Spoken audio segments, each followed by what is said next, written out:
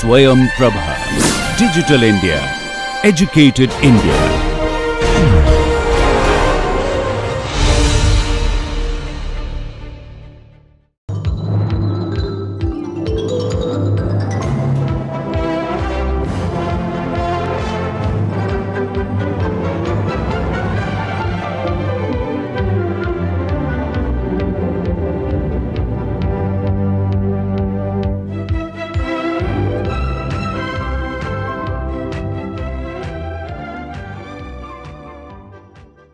Any discussion on any process inevitably and appropriately must end with some evaluation. After all, everything must have some purpose, some goal directed activity, and when you conclude it, there must be some feedback on whether the goal was achieved or not. Following the same logic, looking at issues of organization management, the fifth aspect on which this can be concluded is a discussion on organizational evaluation. After you have understood organizations, after you have seen how it works, after you have looked at the design issues, the structure issues, the process issues, the environmental factors, the cultural factors, you name it, we finally arrive at the discussion on organizational evaluation and try to see for ourselves how is it that you you evaluate an organization. Evaluation in fact is a part of the planning process itself. The day you start an activity, evaluation should be inbuilt into that. Evaluation therefore is not a one-time event or a one-time process, it is a way of life. There is a difference between evaluation and appraisal. The difference is evaluation is a feedback. It will be a feedback with reference to the quality of the effort, the impact of the effort, and to see whether there were any gaps. This becomes a feedback to the various stakeholders to plug the gaps and to raise the level of performance where it is required. That is it. And it should begin simultaneously with the beginning itself.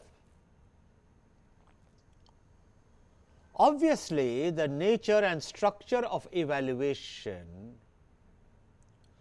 evolves and grows as the activity rolls on. The kind of evaluation which you will do on the first day is not the kind of evaluation you will do on the 15th day, and yet it will be a different type of evaluation on the 30th day. When you do the first evaluation, it is always benchmarked against zero knowledge. When you do the third evaluation, it is always benchmarked at the point of evolution that the first evaluation left it.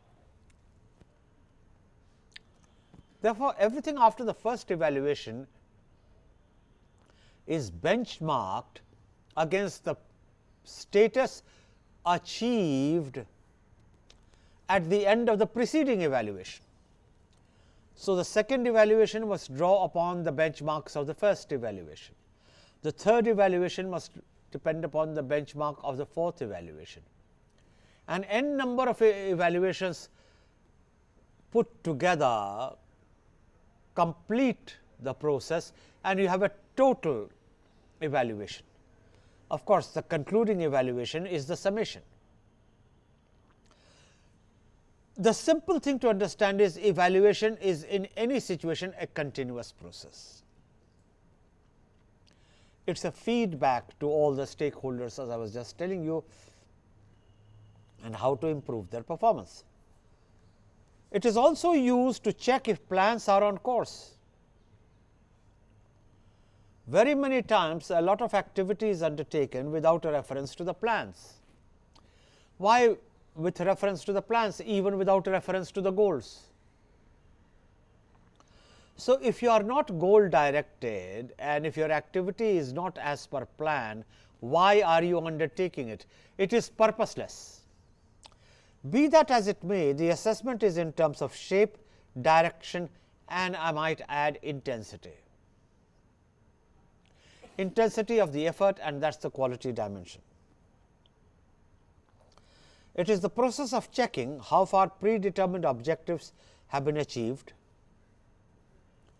and it is the comparison of actually achieved outcomes against the desired targets.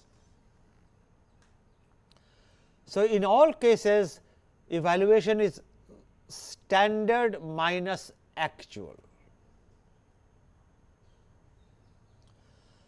S minus A is the evaluation process, which leads us to the second major conclusion for this kind of a discussion. You cannot have evaluation unless you have clearly established desired standards of performance.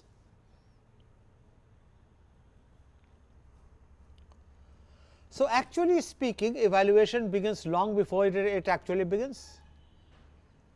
It begins the day you wish to evaluate, and from then on you start asking yourself, what would be the standards I would need to follow in evaluating? Not only what are the standards that I would need to put out, what would be the indicators of those standards,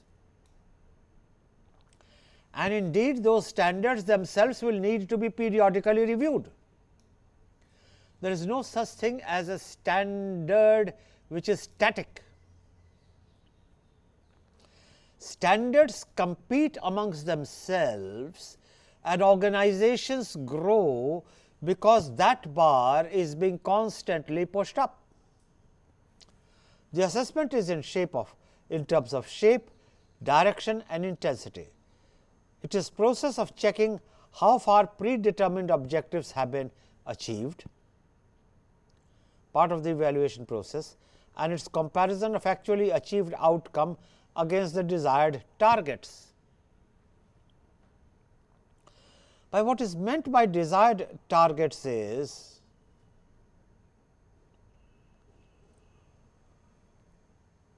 targets which were projected, and in many cases the targets which were being projected are very ambitious targets.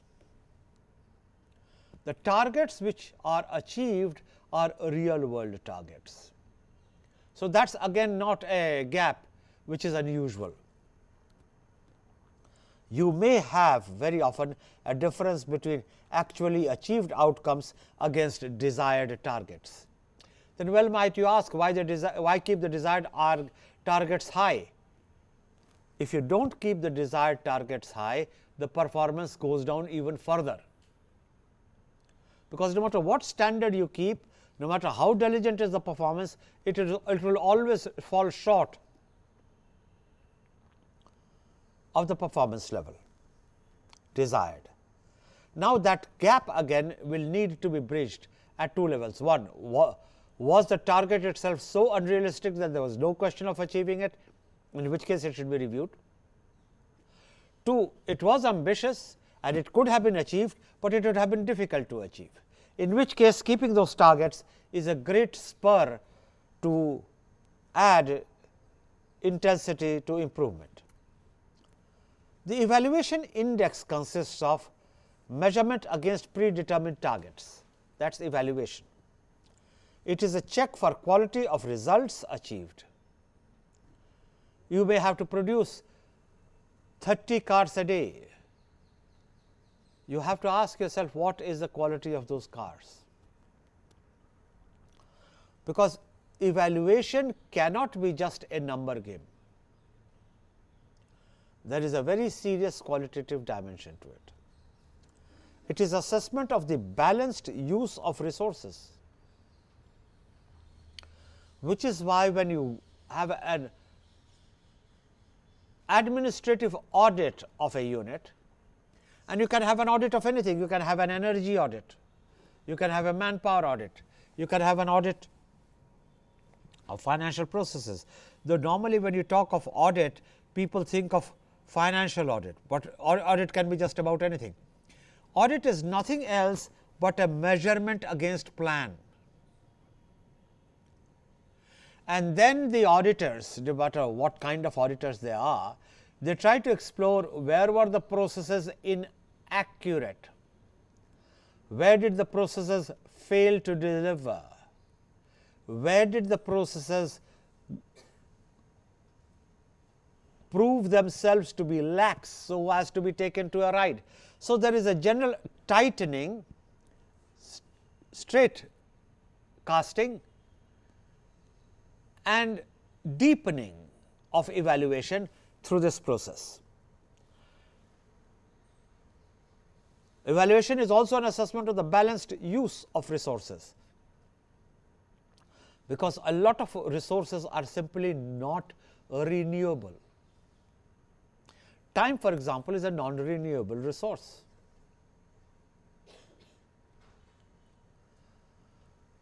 The total sum of sunshine will be constant.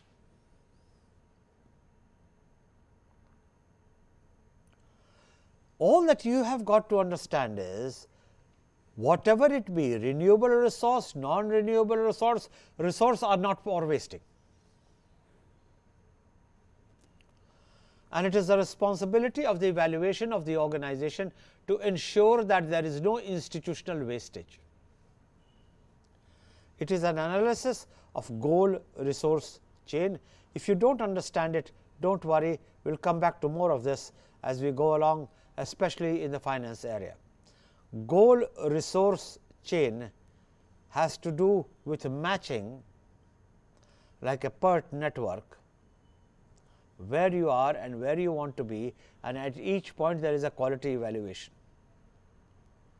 They will check your carburetor, they will check your brake, they will check your filter to make sure the car is in a running condition, so that it does not have a breakdown from then on to the next point of review. Therefore, the best way is to look upon evaluation constructively, positively, see it as a feedback to keep you going, see it as a feedback to ensure there are no wastages, and use it as a feedback mechanism above all to understand how to assess the effectiveness of a unit. So, organizational evaluation. Evaluation should be in the context of common framework or reference of people going to be evaluated and people responsible for evaluating. This is important. If the framework of the people who are to be evaluated and the framework of the people who are doing the evaluation do not match, you have trouble at your hands.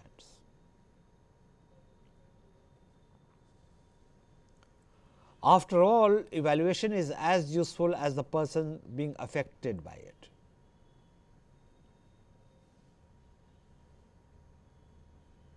In this context, I find it useful to point out that beyond this, if there is any attempt at evaluation, it is to generate the principles of evaluation themselves, which is also important. Where is the need for evaluation at all? We have seen some factors, but let us look at what some of the others are saying. Organizational evaluation measures, compares, analyzes the coherence between results and specific objectives and general objectives of institutional projects, programs or plans. So, please notice this very carefully. Measures, compares, analyzes, three keywords. The coherence, that is the next keyword. Coherence between what? Between results and specific objectives of institutional projects, programs, and between specific objectives. So, the general objectives and the program plans on one hand, and the specific objectives on another hand, and they have to match. That is organizational evaluation. It can be helpful in identifying whether or not the objectives and goals originally established are being achieved. After all, if organization is a group of people brought together for the purposes of achieving a given set of goals, a revision of the goals periodically is a must, because the goals themselves may have been rendered infructuous. Whether or not the objectives and goals originally established are being achieved, as well as their expected effects and impacts. It is like taking a medicine and discovering it does not work, then you shed that medicine, you switch on to another medicine. So, also in OD intervention, you undertake an intervention and you find it does not work, well then you try some other technique. A need of evaluation arises when the organization is adapting to new environments. Changing technology and changes in other external variables so as to sufficiently utilize the available resources. Now, you see, if an organization is to function properly, it clearly must adapt to the environment. Its technology will change, and so will its other external variables. Therefore, the capacity of the organization to handle these issues must be evaluated. How well does an organization adapt to the new technology? How well does an organization deal with changing technology? These are key organizational issues, areas which need to be improved, modified or strengthened. After this is said repeatedly, the truth is, whenever you talk of evaluation, people have an awful tendency of producing unreliable data. Different modes to do better, different modes to better fulfill the needs of the clients of the institute. If you are looking at satisfying the clients of the institution you come from, then you would need to have a very sensitive feedback from the clients. The reason, the client is the ultimate arbiter of the fate of your organization, and if the client is the ultimate arbiter of the fate of your organization, well, then it is just as well that you give him priority and not eliminate him at the level of other perceived forces of power. In addition, organizational assessment generates evaluation information, which then becomes a valuable experience based input in future planning, establishing of priorities and resource allocation. Therefore, you will find that each organization which is well governed will have these traits. You must have experience based inputs in future planning, establishing of priorities, resource allocation, because that is how evaluation will take place. It furnishes financial data to justify the need for additional resources. Most good organizations throw up a trait after evaluation, and that is shortage of finance cannot come in the way.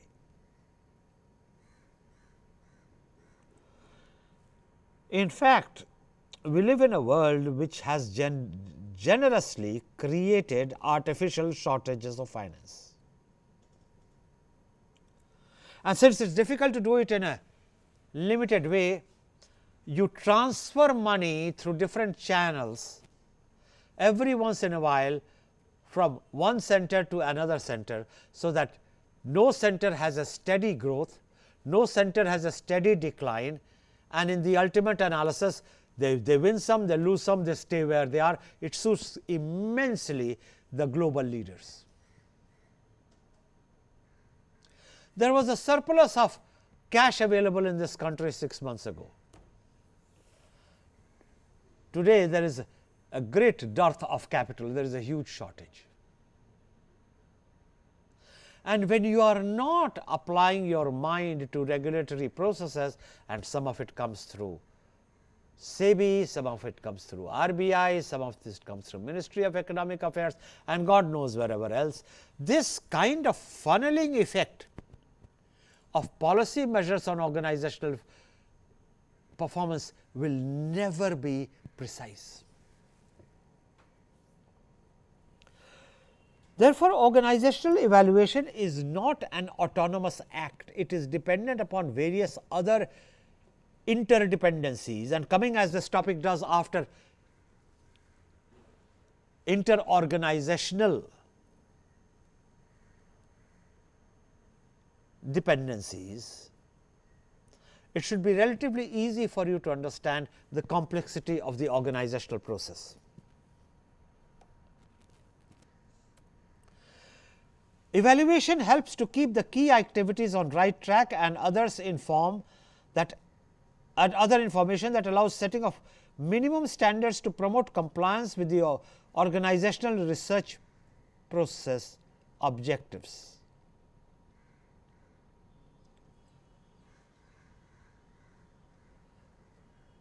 Well, one of the fallouts of evaluation is organization must keep growing.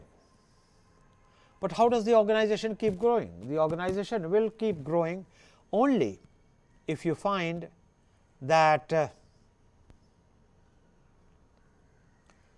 it is working towards the objectives.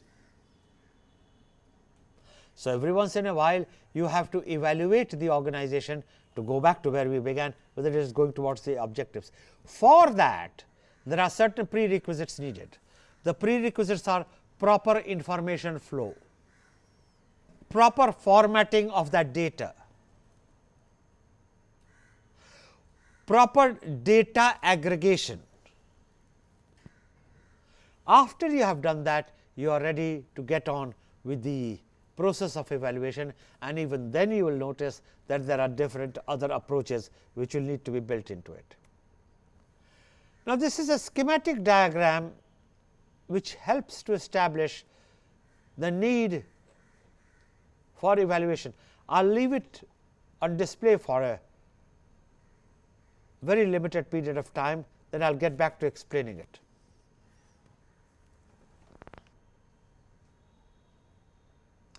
Now, of these 13 inputs to why one needs to evaluate, the first one is to compare our organization with others like it. Whether we like it or not, we are all constantly comparing to others like ourselves. And again, whether we like it or not, to quote Mark Twain again, because he had such a penchant for identifying life's truths without sounding apologetic, as only he could. And I quote, "There is something about the adversity of our best of friends." Let me repeat that so that you get the sentence. There is something about the adversity of the best of our friends that does not wholly, mark the words, that does not wholly cease, and therefore, there is a double negative, which does not wholly cease to please us. In other words, whenever we find that one of our friends is in some trouble, somewhere inside us we feel happy. If not because he is in trouble, at least with the thought, thank God I am not in trouble. And that is a very pleasurable feeling. Oh, he has cancer. Oh, I don't. I don't. without realizing you'll be having cancer the day after tomorrow. Oh, he hurt his leg. Oh, thank God, I haven't hurt my leg. Comparison is central human tendency. If you are in love, you want to know, how much do you love me? Now, I have never understood that question ever in my life, which perhaps makes me the kind of person I am. How do I say, how much do I love you? Then I am supposed to say, lots. No, say more. Oh, infinity. Oh, great. Darling, did you understand infinity? No, I didn't, but it felt good. So it rolls on. Tell me, is the cooking good? Yeah, it's good. No, just good? No, very good. No, just very good? No, excellent. Just excellent? No, unearthly, out of this world. Out of this world, you mean to say, I can't do it again? You see, then you are trapped in your own statement. You can't win. So it goes on. I am not here to unscramble all that. Some great scholar on behavioral sciences will be born one day to understand these contradictory traits of human nature. It is for me to explain, comparison is central to life. It does not mean that it is the only thing central to life, but it is a central thing to life, and these are two different things. You are not only comparing to others, you are also comparing to yourself. You look at the mirror and you say, do I have some wrinkles now? No, I do not have wrinkles, even though I am only 85. I did not have wrinkles when I was 65. Good heavens, you should have had wrinkles when you were 35. Why do you say that? Because of your habits, your alcohol, your smoking, your dissipation of energies. You should have had wrinkles long ago. In other words, everyone is constantly seeking solace in two sentiments. Thank God I am better off. B, thank God it is not as bad as it could be. That is why you compare. Evaluation, therefore, is a basic instinct of human beings. To criticize our own work. Now, this is a very positive tendency. You criticize your own work, hopefully you will improve. The only trouble is nobody wants to criticize one's own work in public, exceptions notwithstanding. To see where your strength and weaknesses lie, very important. Notwithstanding that, you will agree that not many people undertake SWOT analysis on their persona. But that they do not undertake it does not mean that it should not be undertaken.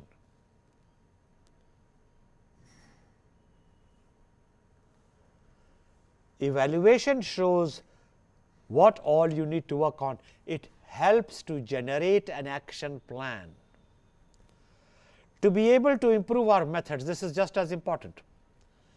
Remember, we have talked of structure, we have talked of process, we have talked of design. It is time to talk of methods. There are other key words in organization management: style, environment, flow. There can be a whole glossary on organization management, but that is another story. The important thing for our purpose right at the moment is we are looking at the word method. There is a method of doing things. Again, I do not know how many of you have any taste for literature. I strongly feel that any good student of organization management must have a strong taste for literature. In fact, you can't understand systems without understanding literature. There is a statement from Shakespeare's Hamlet. Somebody is commenting upon Hamlet, who was feigning madness to avenge the death of his father. And another person catches up with him, and he says something which is profound for the purposes that we have currently at our hand. He said, there is a method in his madness. He goes mad just at the right moments. And I remember that as a classical statement to explain the word method in organization management. Organization management also survives on a basic way of doing things. How do you agree How do you disagree? How do you negotiate? How do you deviate? How do you carry people along? How do you flatter? How do you antagonize? How do you open a relationship? And indeed, how do you close a relationship? How far you will experiment, how far you will not experiment. Are you the sort of person who always says no? Or are you the person who says yes all the time? In either case, it's damnable. Ultimately, you go back to one of those key concepts in management, discretion. So, method is the way of the discretion. Evaluation is used to measure progress. Are you moving towards the objectives? Evaluation is to see what has been achieved. Because in all situations there must be takeaways. Organization is to help us see where we are going and if we need to change directions. Very important. Organization helps us to stay on course, to help us to make better plans for the future. All plans need continuous evaluation. All plans need continuous upgradation. All plans continuously need revision. What is the input for that revision? Evaluation. Evaluation is to help us to make better plans for the future, to make our work more effective. If your work is not effective, why are you in it? Evaluation is needed to collect more information. You suddenly realize that you don't have enough information to evaluate. What is it that you are overlooking? To see if our work is costing too much and achieving too little. Evaluation is always often a ratio analysis. What did I put in and what did I get back? A question which everyone asks. Some accept it, some they don't. The classical question, of course, which is asked, what did I get in this relationship? Everyone wants to get something in the relationship. My answer to that question forever is the pleasure of knowing me, sweetheart, the pleasure of knowing me. Oh, is that what I got? But look at all that I gave. I said, oh, you gave it because you had an urge to give, you are fulfilling a need. And that infuriates the other person. But the fact of the matter is, nobody gives without the urge to give. And what do you get in a relationship? If you enter a relationship to get something, why don't you go to exchange a relationship? Life would be easier. Yet, everyone wants a return. A gift always wants a return gift. In fact, I have seen people maintain huge inventories. Who sent us an invitation on their marriage, the marriage in their family, and you keep that inventory for 10 years and then a marriage takes place in your house, then you send the marriage card, invitation card to each one. God, what a huge waste of time. I would have been much happier to say, you invite me if you want to, I will invite you if I want to. But that I don't set the social rules, society sets the social rules. The long and short of it is to collect more information, to see if our work is costing too much and achieving too little, to see if all the effort has been effective. For there is an overall dimension of evaluation, and finally, to be able to share our experiences.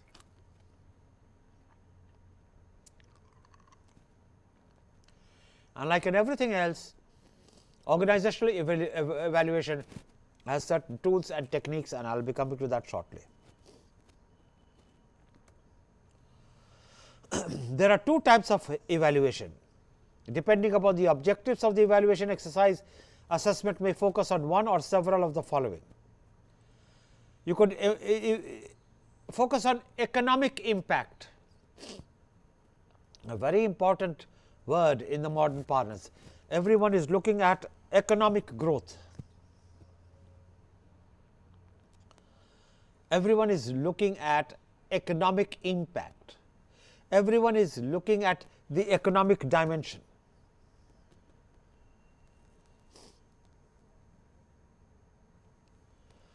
Therefore, the effectiveness of research results do a cost benefit analysis.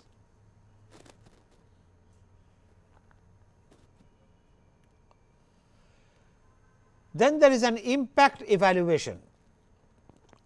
Impact is measured in relation to long term effects on variables. What change did that effort cause? And if it did not cause a change, why did you undertake that effort? And remember, every effort is resource intensive. In fact, even in communication, a question is being asked today. Why must you communicate? Oh, I communicate because I like to talk. Oh, good. Then why are you sharing information? You never get an answer to that question. You say, then you mean to say I shouldn't tell anyone anything? No, you shouldn't tell anyone anything. Then life is not interesting. Oh, you pepper up your life till somebody uses that very information against you. Because just as comparison is the basic law, so is competitiveness.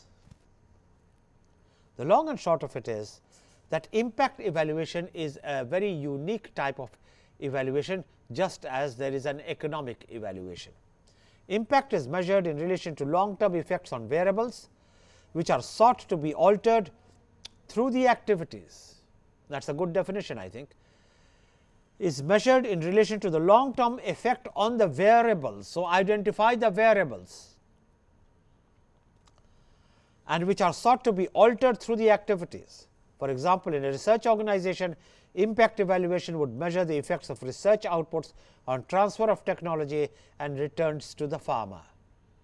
One illustration, you consult, how do you measure the impact?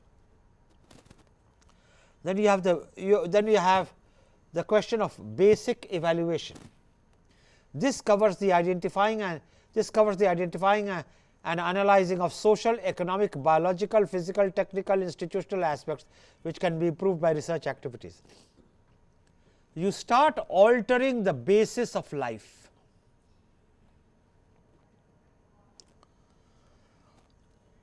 A lot of work in biotechnology is of this variety. A lot of work on creation of new material is of this variety.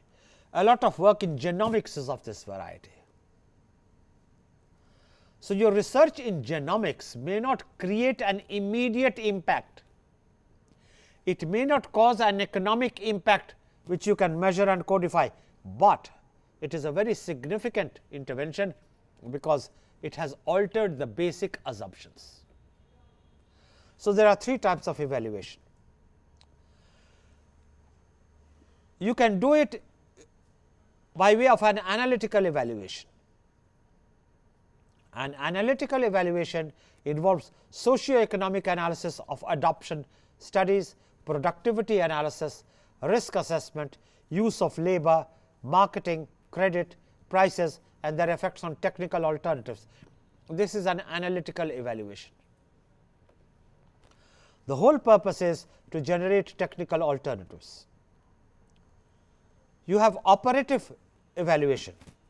This measures efficiency by comparative analysis between materials and resources used, activities carried out and results achieved.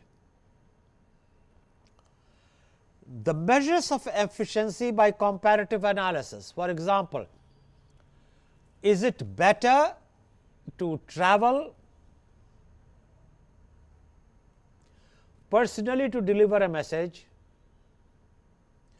or try within a radius of 10 kilometers, or to keep trying using your mobile and continuing to get a message, network not available, the subscriber is out of reach. He is not out of reach, but that is the message you get. You get all types of funny sounds, nobody picks up the phone. Then somebody picks up the phone, you can hear him, but he can't hear you. And even after all these hurdles have been crossed, they have devised the wonderful system of what is called call drop. Now, call drop is a major revenue earner, because the first few seconds always yield a larger revenue than the latter part of the conversation. Therefore, a service provider has a vested interest in having larger number of first time calls, because there is a larger revenue. All of this has been carefully worked out. So, the question arises, is it simpler to use the mobile or just to walk across if the distance is of a certain variety? Now, that is an analytical evaluation. Do I gain by doing it this way or doing it the other way? Do I send it through email and get hacked, or should I send it through fax and I am immediately there in print? Because after all, the other joker also does not know how to use an email. He will get his secretary to download it, who will photocopy it, keep a copy, give one to the boss. God, isn't it simpler just to save a mail? You have saved 3 rounds of activities at the receiving end. And mind you, the examples which I am giving are important operational examples. Ultimately, therefore, it is important to realize, whether you agree with my examples or not, that an analytical evaluation will help you to select a preferred course of action. An analytical evaluation will help you to realize, is it necessary to engage the other person in a combat, or is it simpler to ignore him and let him hang himself? A lot of people have a tendency to say, let me settle it, and I know a lot of people have the tendency to say, let it be, how does it matter? Now, which is better time management? It is a question of what gives a larger sense of satisfaction.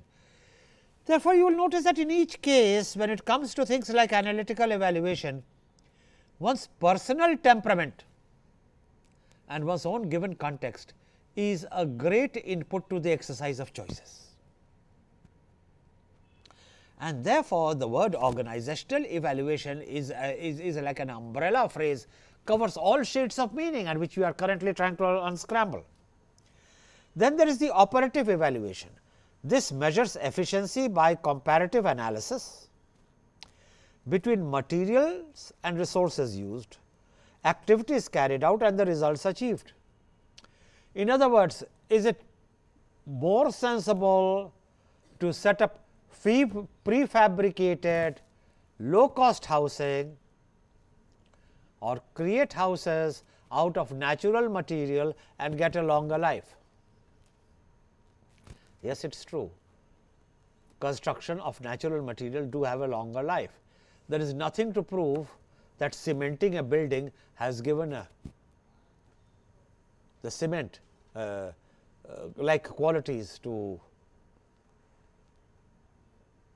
a building, nor does it establish that it goes on for centuries. Of course, these are nice slogans to float around, and it does things to the sales. What it does to the reality is another issue altogether. Therefore, there is an operative evaluation, very important in business discussions, business decisions. Then there is an evaluation of results. This includes quantitative as well as qualitative analysis of research results, retribution factors and probabilities of adoption. After you have generated a solution, and the situation may be one which is amenable to that solution, and that is the solution, a very important marketing principle arises. Are people interested in buying it? Well, might we say, why will people not be interested in buying a solution which affects their life positively? I have seen situations where people are not interested in buying a solution which affects, which has the potential of affecting their life positively, for two reasons. First, their basic interests are elsewhere, therefore, it does not really matter. This is an incidental component of their life. The second is they do not consider it all that undesirable either. How does it matter? Therefore, you will notice that like everything else, evaluation is a very complex process. It is not just an assessment, it is not just grading, it is not just ranking. There are sound behavioral underpinnings of evaluation process. There are very discrete categories of evaluation, all of which may not be equally useful or even relevant. So, when it comes to organization, your ability to evaluate an organization depends very much on what is it that you are evaluating in an organization. Are you undertaking job evaluation, in which case it is one ball game? Are you undertaking task evaluation? Are you undertaking an evaluation of the work design? Are you undertaking an evaluation of the competencies of the people? Are you undertaking an evaluation of the marketing activity, the manufacturing activity, the supply chain management, the financial soundness? What is it that you are trying to evaluate?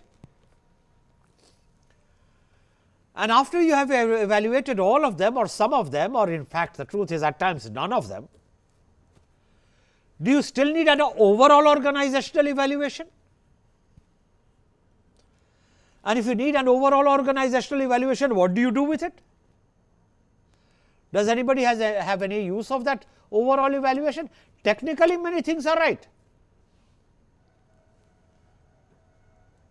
Technically, everyone knows that everyone will die. No two ways about it.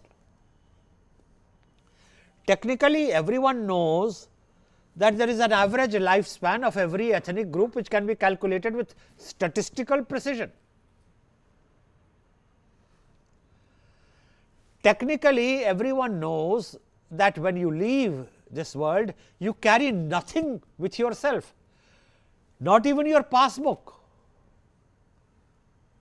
And no customer relations executive of any multinational customer savvy bank ever can reach out to you and tell you what your bank balance is. All these are known, but does it ever affect the behavior of people? Everyone behaves as if he is eternal.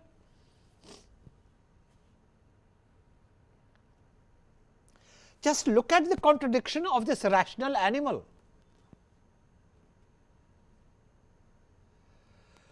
Therefore, if these are the truths of life and these are the truths of profession and these are the truths of organization, one might as well ask, to what purpose evaluation?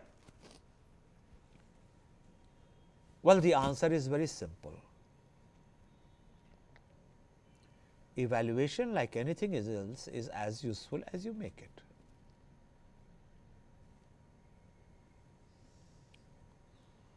I by temperament want evaluation at each step. I take a session, I want to know how have I done. I put on an apparel, I want to know whether it suits me. I write a text, I pass it on to a friend, how have I written? Even though I may know that nobody else is going to read it save myself.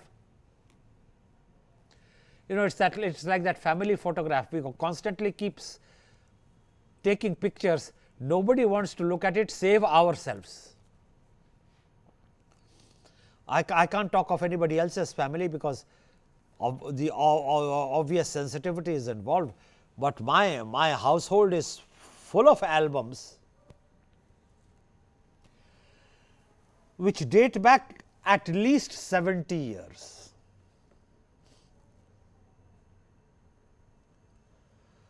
Some of which are so old that the photographs are turning yellow. And I can recall seeing a lot of photographs where I don't recall or recognize anyone in the group. Somebody, my grandmother or even my mother, may have thought that photograph to be very useful. Those photographs are preserved, but nobody ever has asked for it, and they are all preserved. Even your photographs of younger years, the only one who has ever been interested in my photographs when I was 4 years old and 10 years old and 15 years old and was 20 years old is my wife, and she finds it very funny. So, I find it very awkward to show it to her.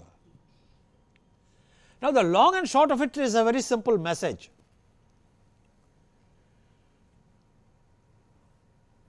Why should evaluation be any different from any other human act? If keeping family albums is such a silly thing, forgive my saying so, though no irreverence is ever intended. Nobody has given up creating albums. When I was in Milan, when I was in Srinagar, when I was in Timbuktu, who is interested when you were in Timbuktu and you took a boat ride? The truth is, both of you were quarreling before you got into the boat. You smiled when the picture was taken, and both of you were quarreling when you came out of the boat. So be it. Ultimately, evaluation is to be used purposively. Therefore, the operational recommendation which is to be taken on board, choose what you want to evaluate, choose when you want to evaluate, choose how you want to evaluate, and most of all, where you will use that evaluation. Don't collect an album, and you will find that in a lot of things, evaluation, whereas theoretically we all agreed it is an important feedback, it must be continuously undertaken, blah blah blah, goes on endlessly. It must be purposive evaluation. I still have to walk you through evaluation of results, which includes quantitative as well as qualitative analysis, traditional evaluation, which is ad hoc groups, courses and seminars being used through word of mouth. Yeah, he is a good teacher. Have you ever evaluated him? No. Do you know the index on which to evaluate him? No. Why is he a good teacher? Oh, everyone thinks he is a good teacher. Oh, he speaks very well. You know, this is what I call traditional evaluation. Then there is personal evaluation. This is a much talked of topic in management. Personal evaluation. This covers evaluation of the performance of professional, administrative and technical human resources in organizations. Most organizations attempt to evaluate their personnel, though a lot of them don't even look at it while taking decisions on the personnel. In fact, if I can use a wisecrack, and you don't have to take that very seriously all the time, evaluation is used to justify a decision which you have already taken on a person. Now, that is what is called a daft definition. It is very rarely that you find all decisions following this, but there are a lot of organizations who do that too. So, ultimately all evaluations are a factor of the assessment process. There are elements of assessment, and it is an organizational context in which this is done. I will come back to more of this a little later.